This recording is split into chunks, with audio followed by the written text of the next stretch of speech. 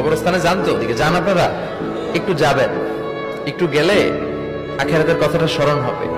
ওখানে ছোট শিশুরা শুয়ে আছে, কিশোর যুবকরা আছে, আপনার মতো তাগড়া যুবক মুরব্বীরা আছে। এরা এই এলাকায় থাকতো, এরা আকাশ থেকে নেমে আসে না, এই এলাকার সন্তান আজ নাই। একটা সার্টেন পিরিয়ড শেষে আপনিও থাকবেন না।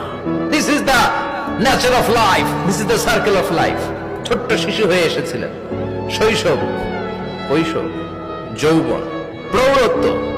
আগে ছিলেন সিঙ্গেল, বিয়ে করে হয়ে গেলেন ডবল।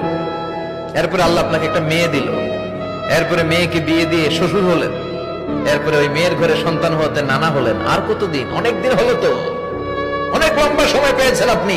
Think about that. এবার যাওয়ার কথা ভাবেন, আখিরাতের সামানের কথা ভাবেন, ফিরে যেতে হবে। কি শক্তিশালী যুবক, বার্ধক্য চলে আসলে লাঠি ছাড়া চলতে পারে না। কুচকুচে কালো দাড়ি সাদা হয়ে যায়, দাড়ির শুভ্রতা, বয়সের ভার, রং ধরা যৌবন জং ধরে শেষ, ঠিক কিনা?